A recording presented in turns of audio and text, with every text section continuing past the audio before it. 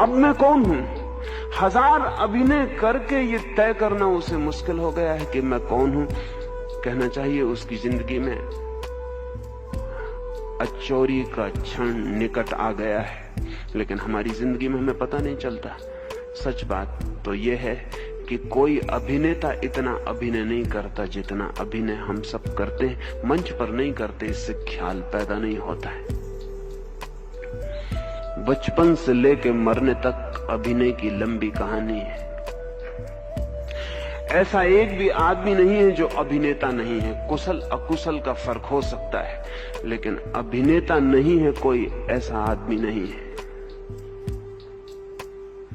और अगर कोई आदमी अभिनेता न रह जाए तो उसके भीतर धर्म का जन्म हो जाता है। हम चेहरे चुरा के जीते हैं। हम शरीर को अपना मानते हैं, वो भी अपना नहीं है।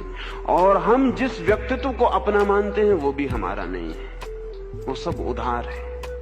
और जिन चेहरों को हम अपने ऊपर लगाते हैं, जो मास्क, जो पर्सोना, जो मुखौटे लगा के हम जीते हैं, वो भी हमारा चेहरा नहीं है।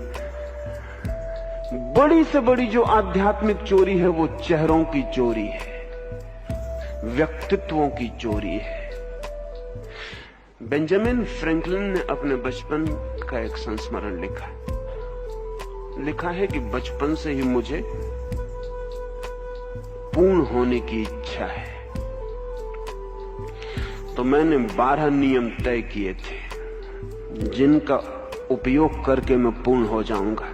उन 12 नियमों में समस्त धर्मों ने जो श्रेष्ठ बातों की चर्चा की है वो सब आ जाते। संयम है, संकल्प है, सील है, शांति है, मौन है, सद्भाव है। वो सारे 12 सब अच्छी बातें उन 12 में आ जाती। बेंजामिन फ्रैंकलिन ने लिखा है, लेकिन मैं इनको पाऊं कैसे? तो मैंने एक एक आचरण को अभ्यास करना शुरू कर दिया। मैंने बुरा बोलना बंद कर दिया, और जब बुरा आए तो उसे दबाने लगा, और रोज रात हिसाब किताब रखने लगा कि आज मैंने कोई बुरी बात तो नहीं बोली, आज मैंने किसी चीज में असंयम तो नहीं किया, आज मैंने कोई अनाचार तो नहीं किया, आज मैंने चोरी की बात तो नहीं सोची, आज मैंने आलस तो नहीं किया। वो हिसाब रखने लगा और रोज रोज अभ्यास साधने लगा। फिर अभ्यास सध गया। अब बेंजामिन फ्रैंकलिन ने लिखा है कि मैं अपने आचरण को पूरा साध लिया, और तब एक ईसाई साधु ने उसे कहा कि तुमने सब तो साध लिया, ले तुम बड़े अहंकारी हो गए हो। स्वभाव था, जिसने सब साध लिया वो अहंकारी हो जाएगा। साधा है, सिद्ध हो गया है, तो अहंकार हो जाएगा। तो उस ईसाई फकीर ने कहा कि एक 13वां नियम और जोड़ दो, ह्यूमिलिटी, विनम्रता। बेंजामिन फ्रैंकलिन ने कहा कि मैं उसको भी साध लूंगा। उसने फिर ह्यूमिलिटी भी साध ली, उसने विनम्रता भी साध ली, वो विनम्र भी हो गया। लेकिन अपने संस्मरण में उसने एक वचन लिखा है जो बड़ा कीमती है। उसने लिखा है कि अंततः मुझे लेकिन ऐसा लगा कि जो भी मेरी उपलब्धि है, it is just an appearance, वो सिर्फ दिखाव है।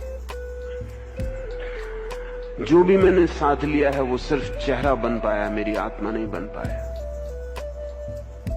स्वभावतः जो भी हम बाहर से साधेंगे वो चेहरा ही बनता है, जो भीतर से आता है वही आत्मा होती है। हम सब बाहर से ही साधते हैं धर्म को। अधर्म होता है भीतर, धर्म होता है बाहर। चोरी होती है भीतर, अचोरी होता है बाहर। परिग्रह होता है भीतर, अपरिग्रह होता है बाहर। हिंसा होती है भीतर, अहिंसा होती है बाहर। फिर चेहरे सध जाते हैं। इसलिए धार्मिक आदमी जिन्हें हम कहते हैं, उनसे ज्यादा चोर व्यक्तित्व खोजना बहुत मुश्किल है। चोर व्यक्तित्व का मतलब यह हुआ कि जो वे नहीं हैं वे अपने को माने चले जाते हैं, दिखाए चले जाते हैं। आध्यात्मिक अर्थों में चोरी का अर्थ है जो आप नहीं हैं उसे दिखाने की कोशिश, उसका दावा। हम सब वही कर रहे हैं। सुबह से सांझ तक हम दावे किए जाते हैं। वो अमेरिकी अभिनेता ही अगर भूल गया हो कि मेरा ओरिजिनल फेस, मेरा अपना चेहरा क्या है, ऐसा नहीं है, हम भी भूल गए हैं। हम सब बहुत से चेहरे तैयार रखते हैं, जब जैसी जरूरत होती है वो चेहरा लगा लेते हैं, और जो हम नहीं है वो हम दिखाई पड़ने लगते हैं। किसी आदमी की मुस्कुराहट देख के भूल में पड़ जाने की कोई जरूरत नहीं है। जरूरी नहीं है कि भीतर आंसू ना हो। अक्सर तो ऐसा होता है कि मुस्कुराहट आंसुओं को छिपाने का इंतजाम ही होती है। किसी आदमी को प्रसन्न देखकर ऐसा मान लेने की कोई जरूरत नहीं कि उसके भीतर प्रसन्नता का झरना बह रहा है। अक्सर तो उदासी को दबा लेने की व्यवस्था होती है। किसी आदमी को सुखी देखकर ऐसा मान लेने का कोई कारण नहीं है कि वो सुखी है। अक्सर तो दुख को बुलाने का आयोजन होता है।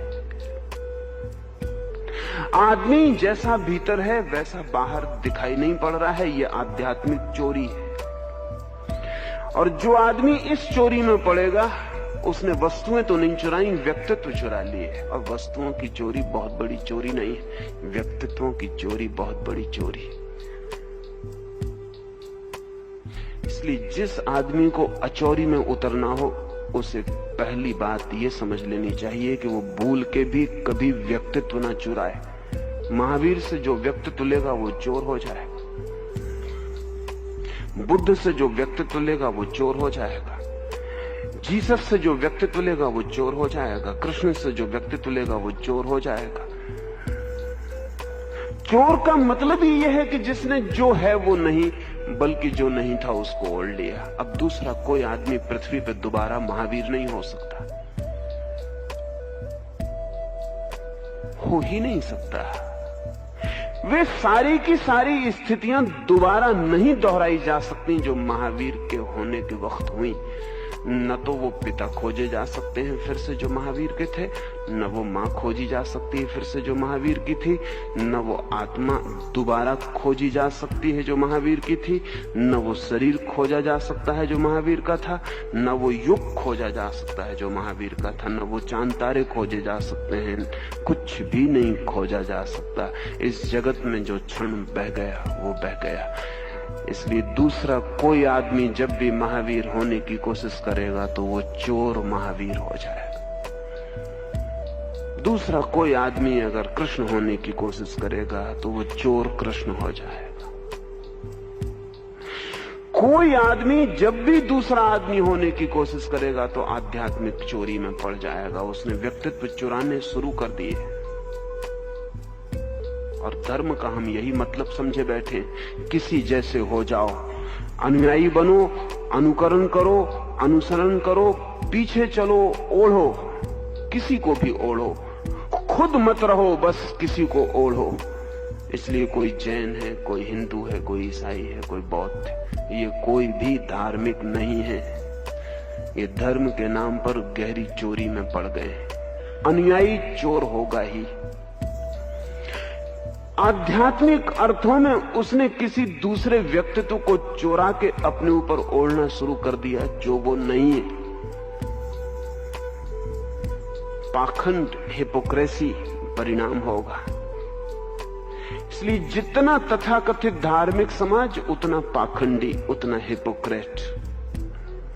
उसका कारण है क्योंकि वहां कोई व्यक्ति वही नहीं है जो वो है, वहां सभी व्यक्ति वो हैं जो वो नहीं है। ऐसा समझें कि कोई व्यक्ति अपनी जगह नहीं है, सब किसी और की जगह खड़े। कोई व्यक्ति अपनी आंखों से नहीं देख रहा, सब किसी और की आंखों से देख रहे हैं। कोई व्यक्ति अपने ओंठों से नहीं हंस रहा, सब व्यक्ति दूसरों के ओंठों से हंस रहे हैं। कोई व्यक्ति अपने से नहीं जी रहा, सब व्यक्ति किसी और से जी रहे हैं, जो असंभव है।